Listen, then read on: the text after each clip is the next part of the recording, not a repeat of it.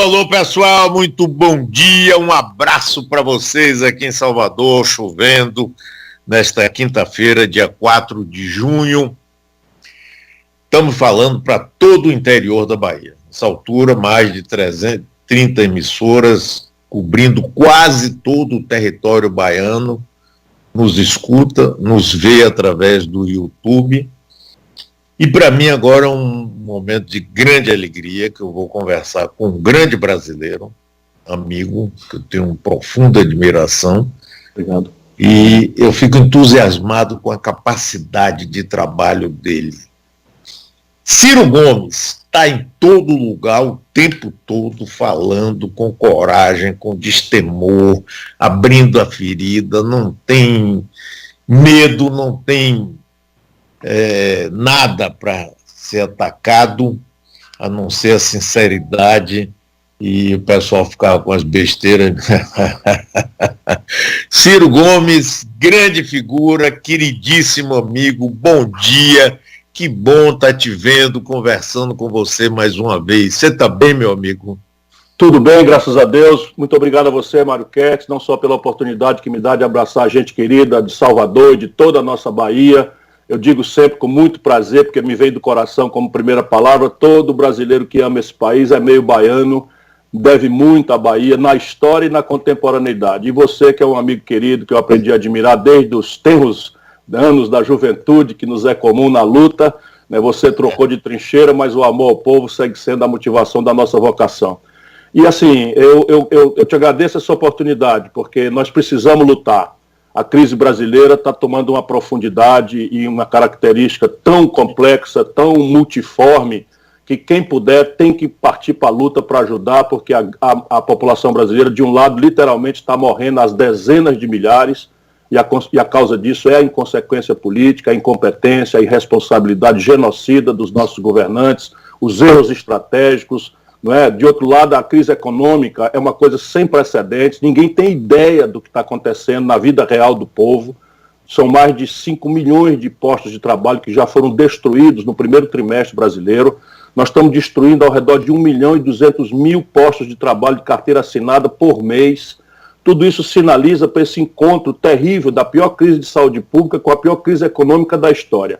E achando pouco, né, o presidente da República, na direção irresponsável com que ele impõe a sua agenda de ódio, introduz uma crise política de grande calor, já com potenciais de disruptura institucional. Ele não disfarça mais de ninguém a sua escalada golpista, constrangendo o regular funcionamento das instituições da República, e isso tudo nos recomenda, de fato, que ninguém pode se omitir. E eu me considero obrigado, estou trancado aqui em casa em função da quarentena, tenho que dar exemplo, mas é preciso que a gente use as ferramentas que a modernidade nos oferece para lutar.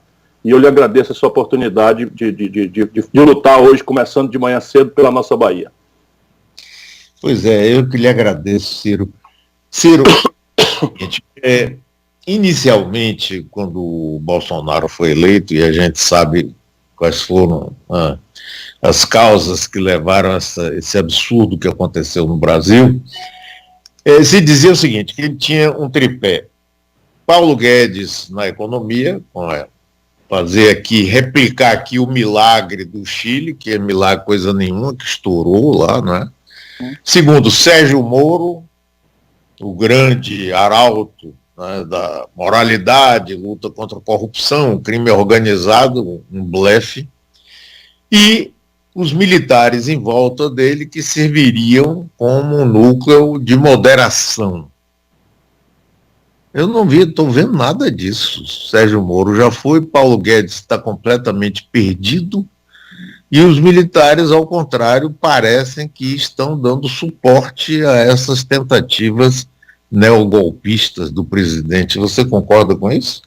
Tenho completa concordância, quero só agravar o seu argumento, mais uma vez, muito lúcido, que basicamente o Paulo Guedes, ele não conhece o Brasil, nunca conheceu o Brasil. O Paulo Guedes saiu da universidade mais conservadora dos Estados Unidos, que é Chicago, veio para o Brasil para ganhar dinheiro, aí na beirinha da lei, fazendo coisas que no mundo civilizado são criminosas. Especulação, aposta em derivativos, com dinheiro público de fundos de pensão, etc.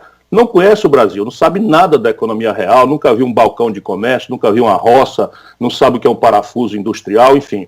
E a ideia tosca dele foi completamente desmoralizada já pelas experiências internacionais e agora pela pandemia. Então ele não sabe o que fazer. Eu volto a lhe dizer, o Brasil está, nesse momento, se a gente tomar o jargão conservador, o discurso deles, dos fiscalistas, eu estou projetando o déficit público esse ano, Mário Kertz, segura aí na cadeira, para 670 bilhões de reais. O maior da história foi 130. Isso quer dizer que a dívida pública brasileira vai explodir pela primeira vez para 100% do PIB. E quando a dívida pública galopa nessa velocidade, ela é em curto prazo. Ninguém precisa ser economista para entender. Se você está quebrado, o agiota que lhe empresta dinheiro só lhe empresta por prazo muito curto e por juro muito alto para poder não queimar a mão, né, na antivéspera da quebra. O mercado inteiro está vendo isso. Aí a dívida vai encurtando o prazo e vai virando uma quase moeda. Ou seja, eles estão plantando uma inflação que nesse instante só não aparece por conta da brutalíssima depressão econômica. Mas o dólar desvalorizou, até está voltando um pouco por especulação, mas o dólar desvalorizou quase 40% real esse ano. Se você compra trigo para fazer pão em dólar, fica claro que o preço do pão vai subir. E aí, do outro lado do balcão, porque se não subir, o padeiro não consegue, o dono da padaria não consegue pagar o custo e quebra. Porém, do outro lado do balcão, a população está colapsada na renda, porque perdeu o emprego, perdeu a renda, 5 milhões de postos de trabalho destruídos, e está sem renda e emprego para produzir e em casa para se proteger da doença. Resultado prático, ele também não vende o pão e quebra. Então nós estamos destruindo o tecido produtivo brasileiro como jamais aconteceu. Nenhum economista, isso vai ficar assim desmoralizante para esses economistas de televisão no Brasil, que todos falam a mesma baboseira, confrontando a realidade. Não é? Os americanos já emitiram, só para você ter ideia do tamanho do problema lá, que é agravado aqui, porque nós não temos dólar, eles já emitiram 3 trilhões de dólares, pintando papel de verde. E o efeito inflacionário para eles é quase nenhum, porque todo mundo hospeda, mas nós não temos dólar.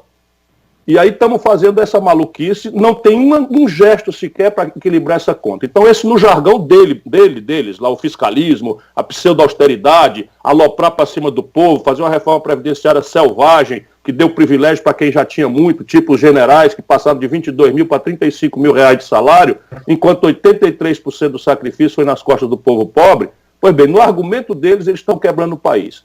E no nosso argumento, eles estão destruindo a indústria brasileira, Mário. Me interrompa se eu estiver lhe cansando e aos seus ouvintes. A indústria brasileira, em abril, caiu 18,8%. Sabe quando aconteceu isso na história brasileira? Por um sexto disso? Nunca. E eles não têm uma ideia. Eles não têm uma proposta. Nesse instante, eu vou lhe dizer, inteirou 70 dias a ajuda para os estados e municípios que estão na linha de frente desse combate, não chegou até hoje. 70 dias os estados e municípios se virando.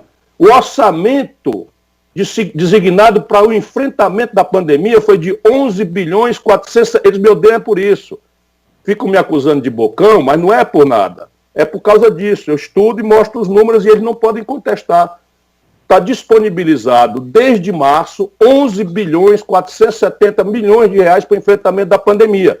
Para comprar respirador, para credenciar leite de UTI, para expandir leite de retaguarda, para fazer hospital de campanha, para comprar os testes, que o Brasil é o país que menos testa. Sabe quanto eles conseguiram aplicar do dinheiro que está lá guardado já?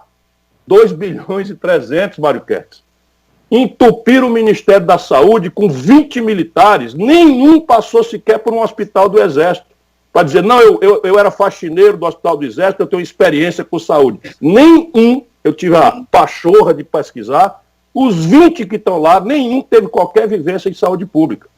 Então é uma tragédia. O crédito que foi aprovado não chega para as empresas, porque os bancos estão empossando o dinheiro. Tem gente ganhando dinheiro, Mário Kertz. Essa é a razão de eu ser o grande bandido das elites brasileiras. Olha aqui, em 48 horas o governo Bolsonaro, Paulo Guedes, disponibilizaram 1 trilhão com T de tapioca e 200 bilhões de reais para o crédito. Sem nenhuma norma, botaram isso na mão dos bancos privados.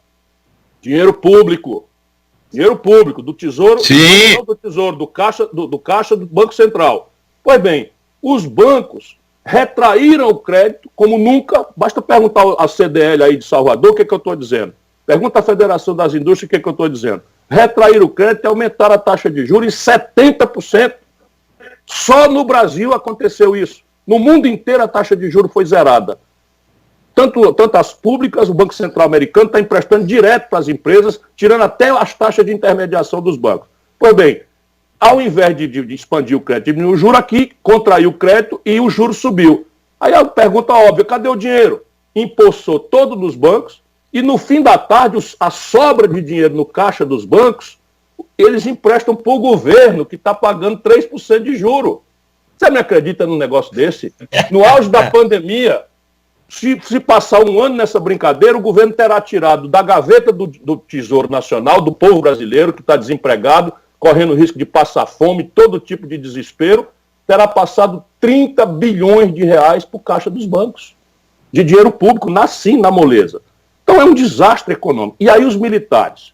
O que é o problema dos militares? O problema dos militares é que eles não são um bloco monolítico, como eles cultivam a imagem de ser. Eu tenho muita interlocução nas Forças Armadas, eu gosto de dizer com muito orgulho que eu tenho todas as medalhas, portanto ninguém vai me confundir com uma pessoa que não tem respeito e não propugna, não luta, não cultiva o respeito e o carinho que a sociedade deve ter, porque eu penso num Brasil soberano, e para a gente ter um projeto soberano, a gente tem que ter uma defesa profissional, né, equipada, tecnologicamente sofisticada, com profissionais bem treinados, amantes da pátria, né, sérios, mas eu não reconheço neles esse papel de tutores dos poderes civis. Isso aí foi um defeito de formação que nós herdamos lá da República, da Fundação da República, do positivismo, e que a velha esquerda brasileira nunca se deu ao trabalho de mudar essa formação para preparar, de fato, as Forças Armadas capazes de ter o efeito dissuasório e garantir a autonomia do Brasil no mundo. Isto não foi feito, o que está acontecendo? Esse bando de general de pijama, e alguns até inacreditavelmente da ativa, como é o da saúde, o coordenador da articulação política do governo é um general da ativa. Isso é um negócio de absoluto disparate, isso é coisa de república de banana que não é possível mais o Brasil aceitar. E ao invés deles moderarem o Bolsonaro, que eu também disse para você em entrevista que eles iam moderar o Bolsonaro, porque o Bolsonaro é um capitão terrorista que foi expulso do exército, eles conhecem o serviço de inteligência, sabem que o Bolsonaro é o homem da mamatinha, da picaretagem, eles conhecem completamente o envolvimento dos filhos do Bolsonaro com roubalheira, né, de rachadinha e conexão com milícia, mas não, o que nós estamos assistindo é a bolsonarização dos militares que estão no Palácio do Planalto. E a gente precisa denunciar isso com toda a força. Pois é, e aí a gente fica vendo cada vez mais avanços do presidente na contramão da Constituição. E, Ciro, eu não me conformo de ficar vendo, por exemplo, no Jornal Nacional, aquelas telas de iPhone com o manifesto, o repúdio A, repúdio B, repúdio C, repúdio D, e daí? Ele continua avançando, passeando de cavalo ali como Newton Cruz. Se lembra de Newton Cruz? Eu lembro quando bem. Foi votar a emenda para a eleição direta, que ele fechou Brasília e ficou montado naquele cavalo branco ali de Napoleão. É a figura inspiradora do Bolsonaro. A boçalidade completa, a truculência. E não é à toa que o general Augusto Heleno era assim com Silvio Frota, que quis dar o golpe em Geisel. Era chefe de dar o golpe em Geisel em 12 de outubro de 77. Esses alucinados chamavam o Geisel de comunista. É isso! Queriam dar um golpe dentro do golpe, e o Geisel mandou eles todos para a rua e garantiu a tal transição lenta, gradual e segura. Isso aqui é a vantagem de conhecer a história do Brasil para não repeti-la como farsa ou tragédia. Mas veja, você falou uma coisa que é muito grave. Eu, por exemplo, estou com esse mesmo sentimento. E ali por março, eu cheguei à intuição de que nós tínhamos que colocar a ferramenta que a democracia constitucional dá para punir crimes de responsabilidade, que é do que se trata, não é do mau governo trágico que o Bolsonaro está fazendo, não é na condução da saúde, na trágica condução da economia, na incapacidade de aplicar. Agora, Mário, isso é um negócio de cinema, isso é assinado por esse general Braga Neto. Eles nomearam o presidente do Banco do Nordeste, dezenas de bilhões de reais, dezenas de bilhões de reais de ativos, encarregado de financiar o desenvolvimento regional da região mais pobre do Brasil, nomearam um cidadão, 24 horas depois demitiram. Porque o cidadão, naturalmente indicado pelo tal Centrão, era picareta. Isso é um negócio de maluco. Né? O povo brasileiro precisa ver, antes de mais nada, que nós temos um incompetente, um trágico desastrado na presidência da República. Porém, ele está cometendo crimes de responsabilidade. Concretamente, eu sou professor de Direito, sei bastante bem o que eu estou dizendo, e assim, está lá escrito que é crime de responsabilidade atentar contra o regular funcionamento das instituições da República. Então, quando ele confraterniza na porta do quartel-general do Exército, ou circula de helicóptero com o ministro da Defesa sendo filmado, ali com pessoas que estão com a faixa defendendo intervenção militar, a volta do AI-5, da tortura, porque o AI-5 é tortura, fechamento do Congresso, censura da imprensa, proibição dos estudantes se organizarem, dos trabalhadores se organizarem, tudo isso que a gente conhece bastante bem. Portanto, ele comete esse crime de responsabilidade. Quando ele atenta contra a autonomia dos estados, no combate à pandemia, sequestra respiradores, ele também atenta contra outra figura da Lei de Segurança Nacional e da Lei de Responsabilidade, que dá a ele o cometimento de crime de responsabilidade.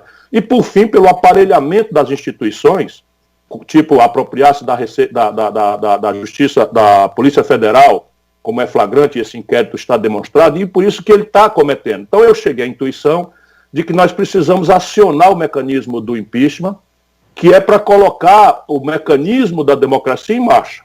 Eu não tenho o direito de alimentar ilusões. A condição jurídica do impeachment está dada. Mas a condição política não está dada porque lá para baixo, no Sudeste, no Sul do Brasil, o Bolsonaro tem entre 1/4 e 1/3 de apoio do povo. Portanto, nós precisamos construir na sociedade brasileira, com toda a humildade, uma pedagogia que demonstre ao povo, não é, que o Bolsonaro vai destruir a nação brasileira e até comprometer a democracia nessa tentativa de golpe sistemática que ele está testando. Ele não conta com as Forças Armadas porque a condição objetiva interna não existe. E a condição internacional hoje não é mais aquela dos anos 60, da Guerra Fria, em que os americanos encostaram um porta-aviões ali na costa do Brasil, na Baía de Guanabara, um punhado de fuzileiros navais prontos para desembarcar e matar com assentimento de traidores brasileiros nacionais nossos. Não é? Isso não existe mais.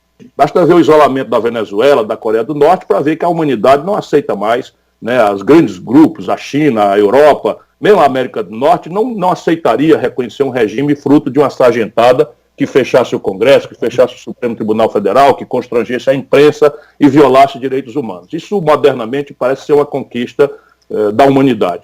Portanto, ele vai tentar com essas milícias. Ele está entranhado nas polícias, controlando policiais, e ele agora vai tentar produzir cadáver na rua. Então é preciso que a população tenha muito cuidado, porque de fato a gente não pode ficar só em nota de repúdio. A gente tem que construir na opinião pública a base para que ali em agosto, quando tudo colapsar, o Congresso finalmente, né, perceba o seu dever de processar o impeachment do Bolsonaro. Essa é a tarefa nesse momento. Não é? A tarefa nesse momento. Ir para a rua não é ainda a hora. Por quê? Porque nós estamos no pico da pandemia. O Brasil ontem bateu o recorde de mortes diárias, viramos o primeiro lugar do mundo em mortes diárias. Vamos claramente, nós estamos alcançando o pior lugar do mundo e a razão é o Bolsonaro. E eu demonstro isso porque as pessoas precisam saber que eu tenho responsabilidade. Volto a dizer, me interrompa, porque eu tô eu interrompo se precisar. E eu reforço o argumento para não parecer que eu estou falando uma coisa pelo meu antagonismo. Todo dia eu calculo quantas pessoas morreram na América do Sul todinha, menos o Brasil. Por quê? Porque a América do Sul tem o mesmo território, o mesmo clima, a mesma demografia, a mesma contradição de concentração de renda. Então a gente pode ver claramente o seguinte, das pequenas antigas Guianas, passando por Venezuela, Bolívia, Chile, que não são vizinhos, passando por Peru, Colômbia, descendo até Uruguai e Argentina, eles são 10 milhões de habitantes a mais do que o Brasil. E tem um pouquinho mais do que território. Morreram até ontem 11 mil irmãos nossos sul-americanos fora do Brasil. E no Brasil, ontem, 32.588 brasileiros tinham morrido. Por que no mesmo lugar, no mesmo território, com a mesma contradição, com o mesmo clima, morreu 3 vezes mais no Brasil? Jair Messias Bolsonaro. Incompetência, irresponsabilidade, negacionismo, não é? falta de empatia. O Bolsonaro até hoje, 70 dias depois de declarada a epidemia, não visitou um hospital com um paciente dentro. Não fez uma declaração de condolências às famílias enlutadas do Brasil. Enfim, esse camarada é um genocida. Ele é um genocida. Então, nós precisamos fazer o impeachment e não temos que dar esse cadáver na rua, de onde ele buscará o pretexto dessa escalada autoritária. Domingo agora, ele mandou, se eu tenho informes, que ele mandou infiltrar essa milícia dele em São Paulo, no Rio Grande do Sul, no Rio de Janeiro, para provocar gestos de vandalismo, radicalismo e produzir confrontação e morte na rua, para ele oferecer a restauração da ordem. E nisso está imitando o Trump, que está lá nos Estados Unidos com essa grande convulsão em função do racismo estrutural americano, e esse caldeirão explodiu, e o Trump agora está em conflito até com o Pentágono. Pediu que as Forças Armadas descessem e o Pentágono disse que não é o caso, que não vão fazer. Eu achei isso ótimo. Eles são uma democracia. Eles são uma democracia. É possível, né? Mas, Ciro, eu concordo com você que não está na hora da gente dar esse cadáver, porque exatamente o que ele quer. Agora, uma coisa que me preocupa muito também, e eu queria ouvir você, é o posicionamento do PT e principalmente de Lula. Eu tenho achado o posicionamento dele, desde que saiu da cadeia, o pior possível, né? E agora esse negócio de dizer que não é Maria que vai com as outras. E eu entrevistei ele depois que ele saiu da cadeia e falei, inclusive, sobre sua candidatura. E ele disse que não via sentido nenhum de um partido grande como ele apoiar um candidato de um partido menor, não é? Quando você sabe que tanto o Rui Costa aqui da Bahia quanto o Jacques Wagner achavam que você deveria ser o candidato. Não é? Eu queria que você falasse um pouco sobre isso. Mário, o Lula não está nada bem. O Lula fez um belo trabalho no início, foi uma coisa simbólica, muito, muito exuberante, daquilo que todos nós sonhamos para o Brasil, em que o pobre tinha chance de crescer, de chegar até a presidência da República. Nunca teve um projeto estratégico de país, o PT nunca foi um partido que propriamente compreendesse a questão da evolução histórica da economia brasileira. Resolveram, por pragmatismo, que já vem do treinamento sindical do Lula, muito hábil, resolveu conciliar aí com essa estrutura neoliberal, rentista, financeira, e aproveitando um ciclo de grandes preços dos nossos produtos tradicionais, minério de ferro, petróleo, soja, milho, tal, esses preços explodiram. O Lula fez um hábil distribuição, 80 para os ricos e 20 para os pobres. Só que os pobres brasileiros, não tendo nada, receberam 20 com muito bom grado. E esses 20, melhorou o salário mínimo, expandiu o crédito de 15% para 55% do PIB, organizou essa base de políticas sociais compensatórias que fez um prato de comida chegar na casa. Isso não é pouca coisa. Portanto, a gente tem que lidar com o Lula com respeito, mas tem que separar um ex-Lula do atual Lula. A partir daí, o que acontece com o Lula? Ele toma uma popularidade tão grande que se corrompe. Não é se corromper só de lotear o governo, entregar a Petrobras para uma quadrilha de bandido, entregar Furnas para o Eduardo Cunha, mas ele começa a se corromper como ser humano, perde a humildade, se cerca só de bajulador de quinta categoria e aí descola da realidade. Então ele hoje, a única que eu conheço há 40 anos como você, ele hoje parece que está tomado de um ódio pelo povo brasileiro, porque imagino que ele pensava que o povo brasileiro tinha que ter descido lá em Curitiba, quebrado tudo, matado o Sérgio Moro e levado ele para o poder, de onde ele só sairia morto para um grande enterro em que a nação inteira estaria ajoelhada chorando, que é o caudilismo, o velho caudilismo latino-americano, sul-americano, que já tantas tragédias produziu. E isso descolou ele da realidade, só isso explica. E aí ele tem essas maluquices, ele não se lembra da história dele próprio. Quando ele foi candidato em 89... Quando ele foi candidato em 89, ele era uma mirabolância, eu já era prefeito de Fortaleza e ex-deputado 2 vezes. E votei nele no segundo turno. Mas ele tinha 12 deputados. Então, se essa lógica de um partido grande ser o único que tem direito de apresentar candidato no Brasil, não guarda a menor coerência nem com a nossa história, nem com a vida dele próprio. Bem lembrado. Lembrado. Mas em 94, a mesma coisa. Eles tinham 23 deputados. E ele foi candidato, não é? E foi construindo. Até o PSDB era um partido gigantesco até 98. O que é que restou do PSDB nas eleições de 2018? Por quê? Porque o Lula não conhece a história do Brasil e é um ególatra. Ele virou um megalomaníaco, não está nada bem. Não é? Ninguém está cercado de bajulador. Essa Gleisi, que faz tudo o que ele quer e manda, justifica toda a aberração dele, é uma analfabeta política e comanda o maior partido do Brasil. Essa é a desgraça. Aí, se não quer ver, examina o que aconteceu na Argentina agora. O que aconteceu na Argentina? A Cristina Kirchner tinha 30% de preferência, idolatria, e 70% de rejeição.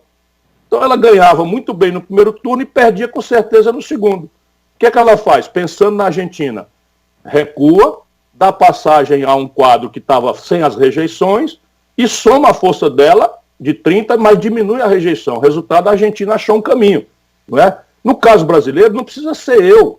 Mas em 2018 estava muito claro, ainda não estava claro, ninguém tinha a menor ideia de que o Bolsonaro podia ganhar a eleição, mas estava muito claro para quem não for doido que quem ia perder era o PT. Por quê? Porque o PT produziu a maior crise econômica da história do Brasil. Aquele crédito que o Lula subiu de 15% para 55% virou 63 milhões e 700 mil brasileiros humilhados com nome sujo no SPC. Todo mundo se lembra, a partir de que dia, começa a receber aqueles telefonemas com o 011 de São Paulo, venha para cá, venha pagar, senão eu vou tomar sua geladeira e tal. Todo mundo lembra disso. O desemprego era 4%, virou 14%, em número redondo. Todo mundo se lembra o dia que a tragédia do desemprego se abateu dentro da sua casa, da sua família. Então esse estelionato eleitoral, então eu dou uma generosa esperança ao povo, e o Lula fez isso, e de repente o meu partido, a pessoa que eu botei lá, que ninguém sabia quem era, mas votou porque era a mulher do Lula, o Lula mandou, é com o Lula que eu vou, etc, etc. Tá aí no que deu, a Dilma inexperiente, foi derrubada, e o escândalo generalizado de corrupção, não é que foi novelizado de forma bastante estética pelas organizações da grande mídia brasileira, que estão pouco se lixando para a decência, para a moralidade, mas viram o queixão de vidro do PT ali para bater e quebraram. E ele não entendeu nada. E continua sem entender nada. E aí pega e lança um candidato, quer dizer, se lança candidato mentindo descaradamente para o povo brasileiro, porque todos nós sabíamos que a lei da ficha limpa que ele botou para valer não permitiam que ele fosse candidato. Se isso é justo ou injusto, a história vai amadurecer isso. Eu lutei muito contra as aberrações que ele sofreu. Nem por isso eu mereço sequer respeito desses aloprados que o cercam hoje. Eu lutei muito. Né? Esculhambei o Sérgio Moro, fui mal compreendido, me propus a me juntar com um bocado de jurista para tirar o Lula da mão do Sérgio Moro e botar na embaixada e denunciar internacionalmente a escalada de lawfare, de manipulação arbitrária da lei. Mas nada disso vale. O Ceará deu 2/3 dos votos contra o impeachment. Foi o único estado brasileiro, 2/3 dos votos daqui demos contra o impeachment. Que eles chamam de golpe, de fato foi, porque a Dilma é uma pessoa honrada, tendo sido desastrada. E o que acontece? Em 2017, o Lula faz uma caravana e vem se confraternizar com o chefe do impeachment, que era o Renan Calheiros. Ele pensa que o povo é idiota, ele pensa que pode fazer o que quiser e bem entender, que ninguém vai... Percebe? E aí agora essas declarações estapafúrdias. Então você pega um punhado de artistas, de intelectuais, de cientistas, que estão saindo de um certo isolamento, né, egoísta em casa, e estão fazendo alguma coisa, que buscam essas coisas que, no imaginário ingênuo, mas bem intencionado, é o consenso, vamos nos juntar todos, porque estão com medo. Na hora do medo, as pessoas pedem o valha-me Deus, né? O medo é que traz o valha-me Deus. Peraí, vamos nos juntar todo mundo. Então, qual é o nosso papel? Censurar isso? Não, vamos lá, vamos nos juntar todos. Mas quando você junta todos, o texto tem que ficar água com açúcar. Mas isso tem precedente na história.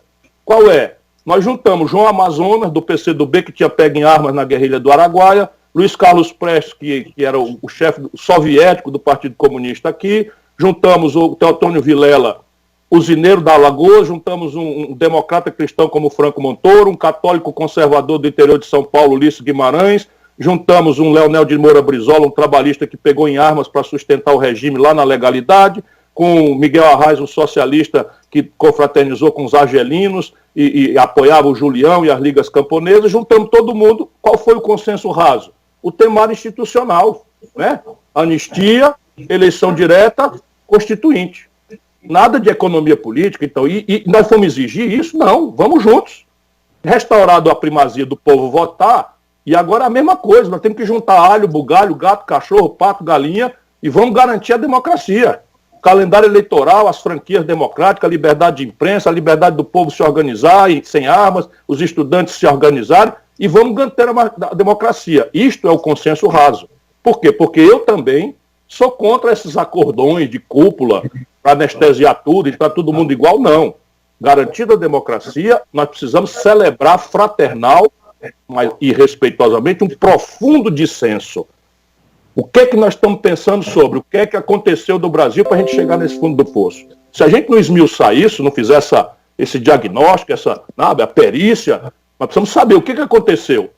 Não foi uma sentença de Deus, foi a obra errada dos homens. Na minha opinião, foi o desastre econômico produzido pelo PT, passionalizado pela corrupção generalizada, que fez o nosso povo votar com ódio num inorgânico que, na verdade, estava sendo guiado e financiado de fora para dentro pela inteligência americana. Isso é a minha opinião. Vamos abrir uma conversa. E a proposta do futuro.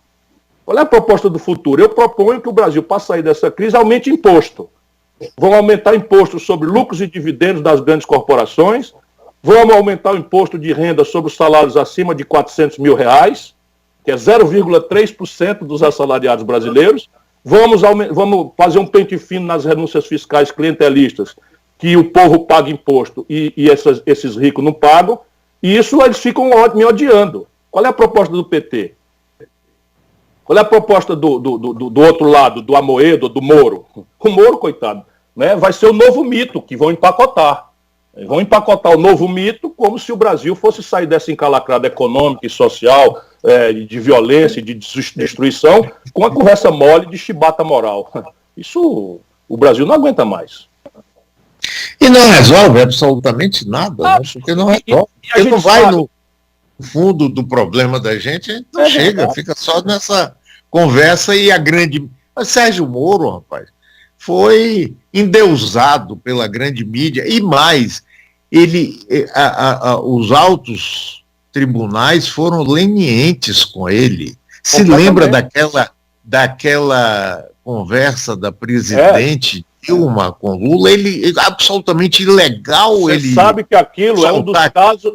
Você sabe que aquilo é um dos casos de pena de morte possível nos Estados Unidos?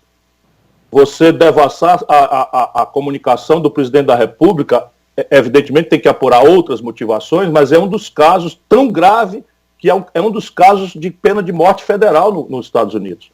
E ele pediu desculpas e o ministro do Supremo disse, não, tá, etc., não, fez uma reprimendazinha. Isso lá atrás. A gente foi abrindo o caminho. Né?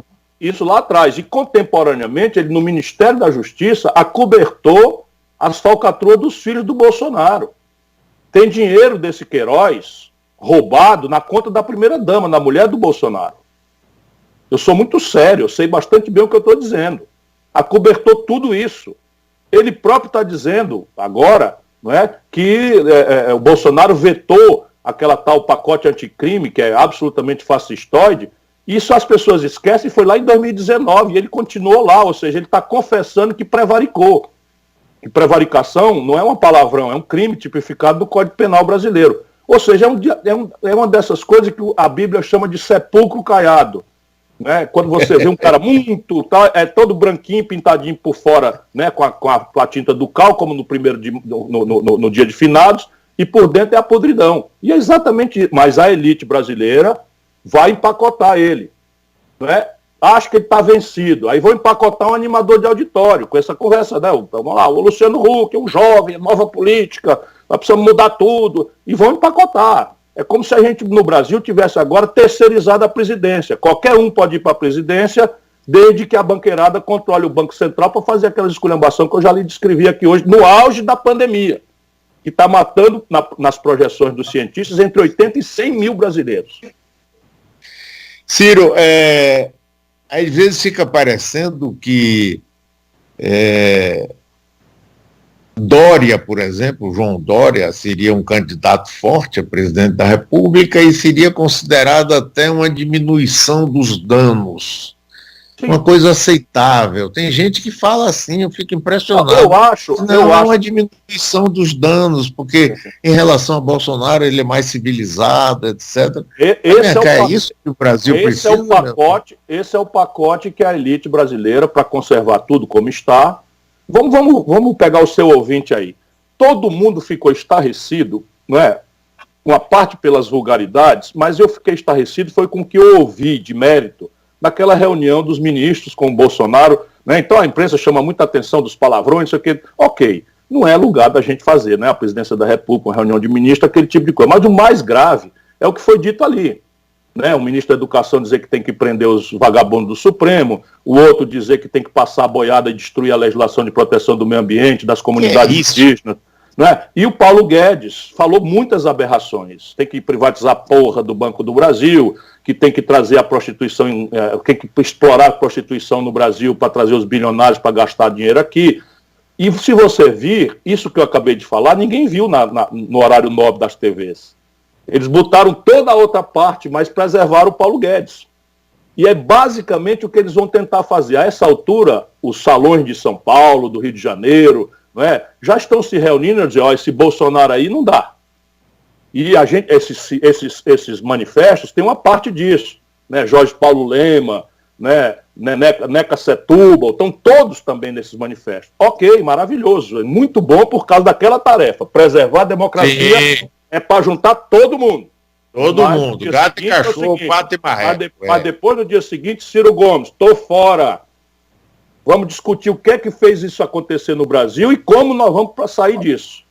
E aí nós temos que fazer, não precisa ser briga, é respeitoso, é dentro do diálogo fraterno. Eu acho assim, porque no dia seguinte que a gente conseguir colocar um projeto de conflito qualificado, o presidente eleito dá as mãos a todo mundo e promove a repacificação do país, só que ao redor de uma guia. Isso é o que nós precisamos fazer e que foi aonde o Lula desertou. Não é? Ele pegou, conciliou antes, abriu mão para ser presidente a qualquer preço, de qualquer ideia, sancionou a perversão que está destruindo o Brasil. Eu estou lançando um livro, Mário. Esse livro está... Eu já ia lhe perguntar isso agora. Ontem até entrei na Amazon para comprar, mas está em pré-venda ainda. Está em pré-venda. Esse livro, ele fale sobre isso, eu estou muito interessado nisso. Eu queria, inclusive, já começar a ler para... discutir mais. Esse livro, assim, ele esclarece o que aconteceu com o Brasil. E eu dou um certo distanciamento, eu sou um político muito quente, estou sempre agarrado na briga e tal, mal compreendido, amado e tal, está tudo certo. Mas eu também me esforço para estudar. Então o livro é um Ciro que talvez as pessoas não conheçam muito, que é uma pessoa que é capaz, né, pela vivência, pela experiência, pela consulta, pela viagem ao território brasileiro, pela visita à inteligência do país, o livro consolida um diagnóstico. E aí uma coisa impressionante, como não dá para negar, porque os números são muito contundentes. O Brasil, Mário, entre 1950 e 1980, que sob o ponto de vista dos tempos históricos é ontem, foi o país que mais cresceu no planeta Terra, com consequências exuberantes para a vida do povo. Em 30 anos, o Brasil chegou a crescer 15% no ano. Pois bem, o Brasil dos anos 80 para cá, e olha, dos anos 80 é o fim da ditadura, é o experimento frustrante do Sarney com a hiperinflação, é o experimento neoliberal tosco do Collor, é o experimento nacional desenvolvimentista pródigo e fecundo, porque fundou o Real do Itamar Franco, é a lucidez despótica esclarecida, né, do conservadorismo redesenhado do Fernando Henrique, e é o Lula, com todas, né, as contradições que nós já descrevemos. Pouco importa. Se você olha um pouco de longe, o Brasil cresce, aquilo que crescia 10, 12, 15% ao ano, o Brasil passa a crescer 2% ao ano. 2,2% ao ano. E na última década, que é 2010, 2020, o Brasil para. E nós botamos 2 milhões de bebês por ano, precisando de maternidade, precisando de creche, precisando de escola, precisando de emprego, precisando, não é, quando vai crescendo, infraestrutura colapsada, 16 mil obras paradas no país. É uma tragédia. E ainda tem gente que defende isso. Quer dizer, você tem flagrante, o mesmo povo, o mesmo chão, o mesmo céu abençoado pelo Cruzeiro do Sul, crescia como nenhum lugar do mundo. E de repente para. O que mudou?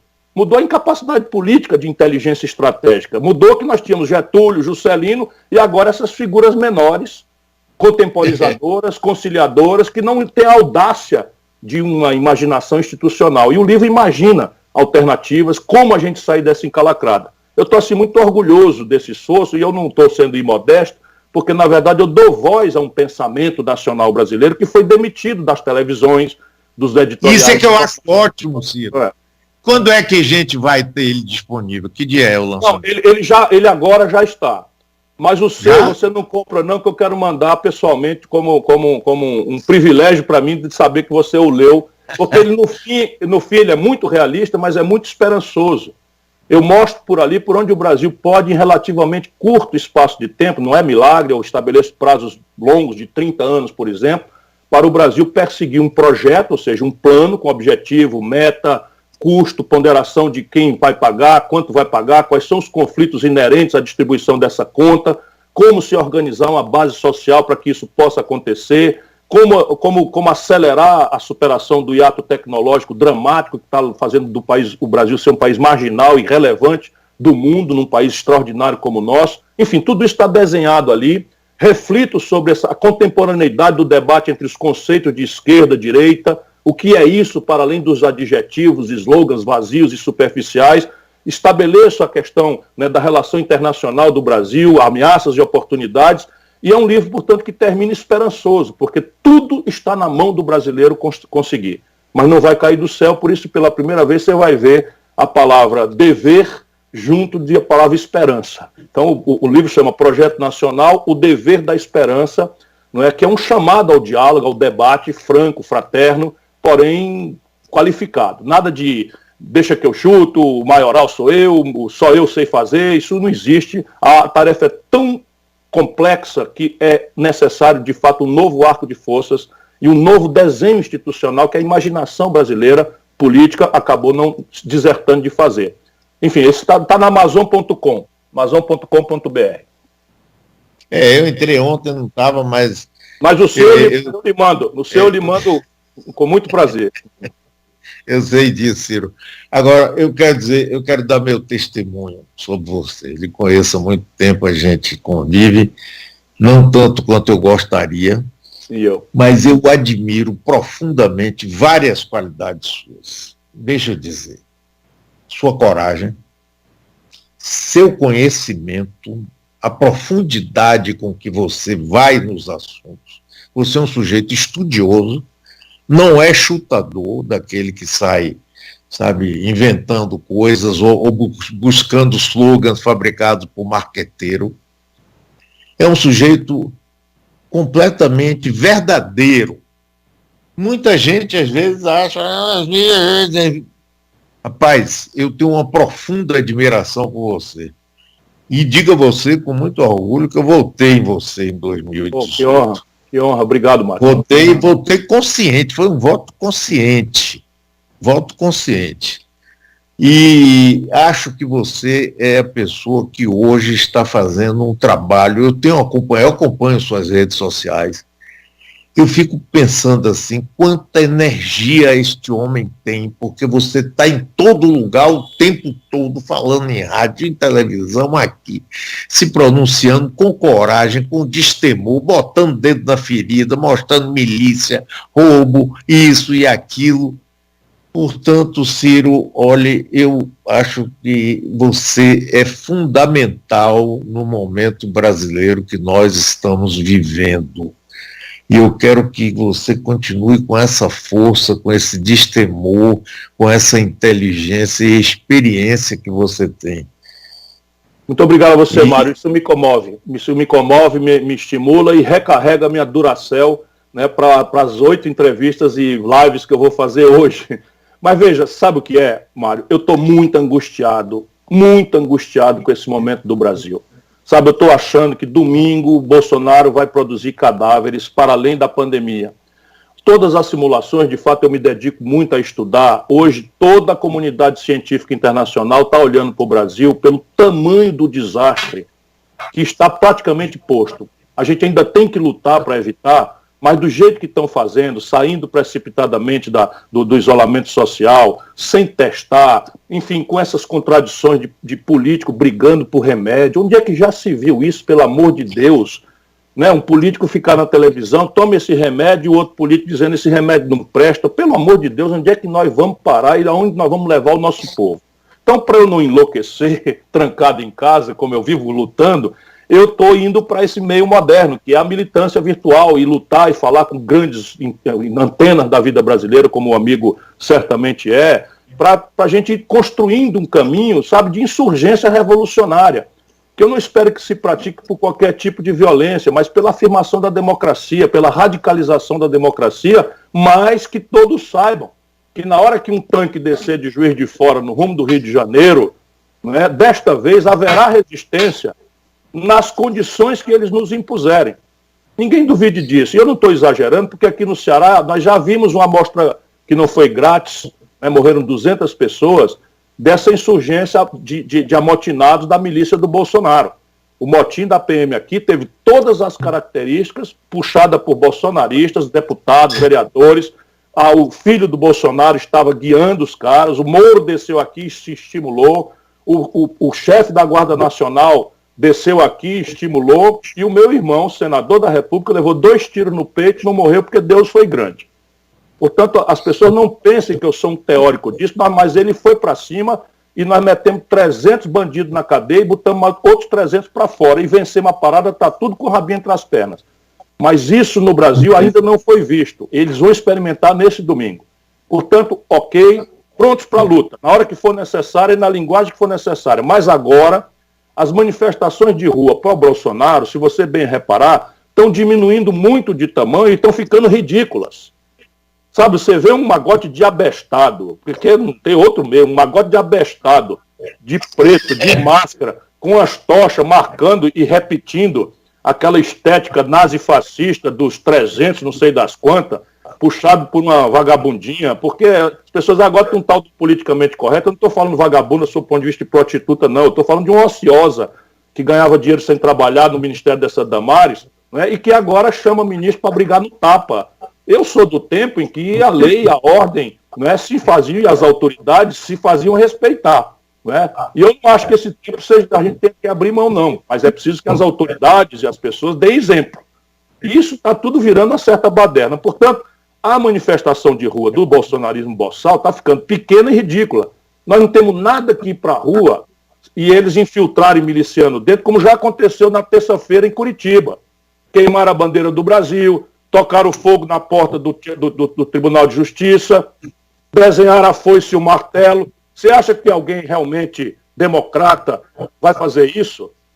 São os milicianos do Bolsonaro que vão tentar fazer isso para dar pretexto para eles fazerem aquilo que eles pensam fazer, que é restaurar a ordem por um pulso autoritário. Agora, Ciro, me diga uma coisa. Impeachment. Ele agora jogou pesado. Eu me lembro aqui, já botei algumas vezes no ar, o ministro Augusto Severo cantando: se gritar, pega o centrão, não fica um, meu irmão. Agora, rapaz, descaradamente entregaram Fundo Nacional de Desenvolvimento da Educação, bilhões, Fundo Nacional de Saúde, Banco do Nordeste e outras coisas mais. Né, junto que é Valdemar Costa Neto e Roberto Jefferson, Arthur Lira, Ciro Nogueira, rapaz. Ciro Nogueira, cheio de processos contra ele, indicou o presidente do Fundo Nacional de Desenvolvimento Econômico. Tudo na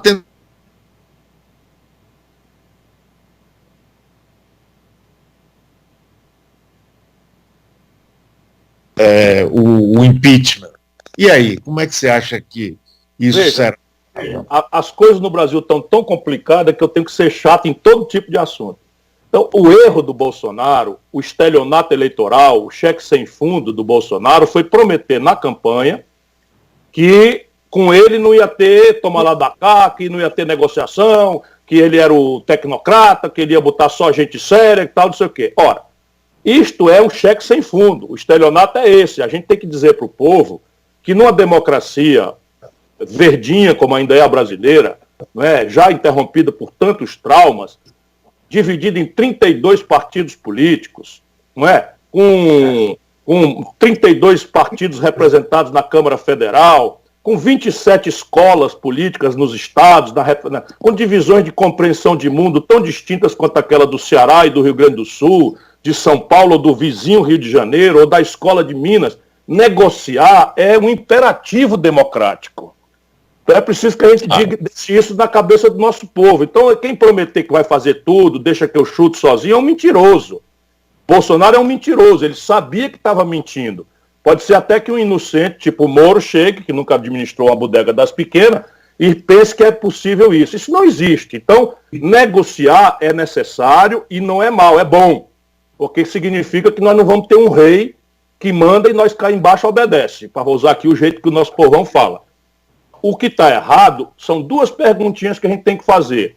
É negociar para quê e negociar o quê? Aí que está o problema. Então o Bolsonaro prometeu que não ia negociar e mentiu.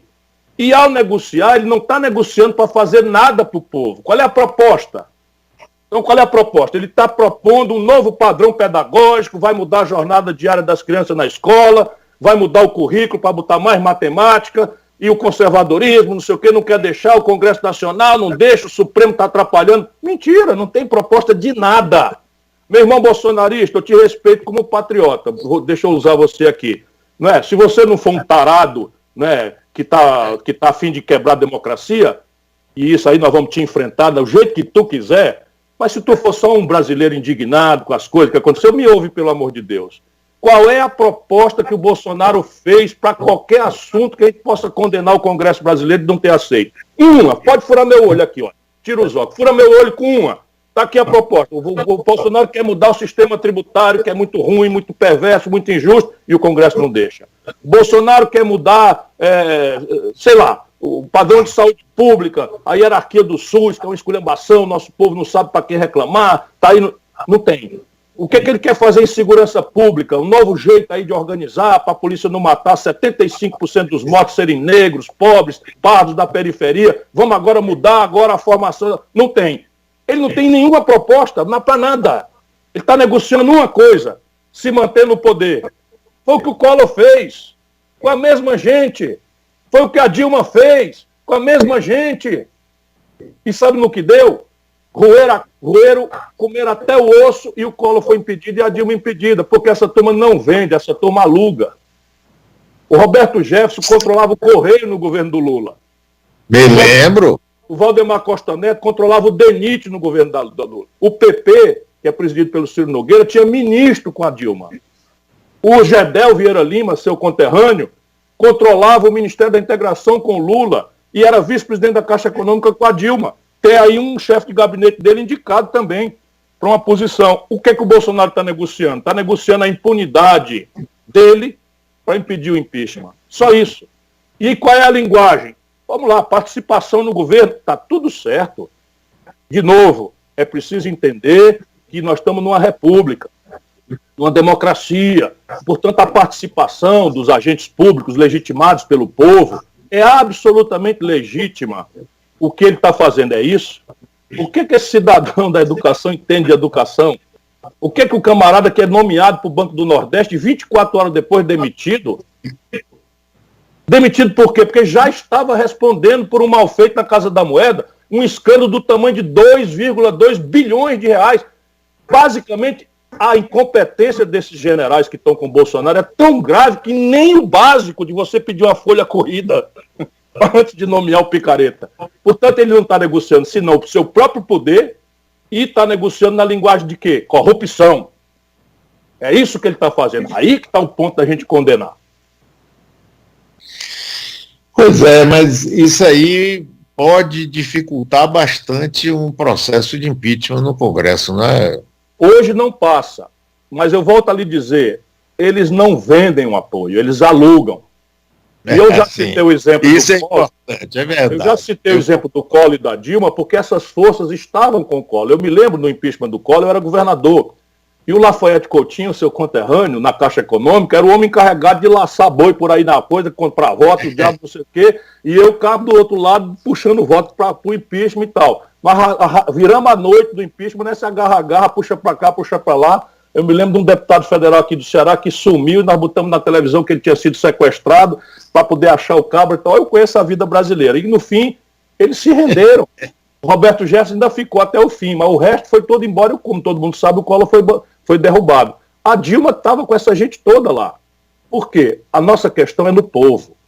Nesse momento, se tem um terço do povo do Sul, 25%, um quarto do povo do Sudeste apoiando o Bolsonaro, esses deputados se consideram ainda um risco razoável de ficar, não é, disputando aí na opinião pública, explicando o que não é explicável. Então, mas em perspectiva, por isso que a gente tem que construir o caminho agora.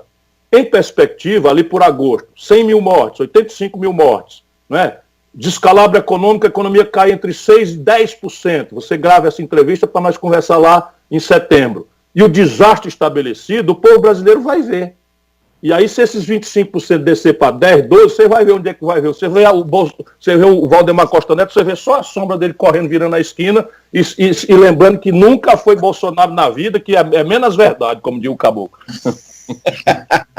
Você sabe que não tem muito tempo, não, um mês mais ou menos, eu entrevistei Collor. E ele chegou e disse, olha, pelo que Bolsonaro está fazendo, ele vai cair no mesmo alçapão que eu caí e vai ser impedido. O Collor tem amadurecido muito. O Collor tem amadurecido muito, né? Tem amadurecido bastante. Eu acredito na boa fé das pessoas. Enfim, eu tenho essa ingenuidade e quero morrer com ela. Aí é bom, eu também, Ciro. Que seja assim, sempre. Meu querido amigo, infelizmente nosso tempo acabou, mas conversamos uma hora que foi fantástico.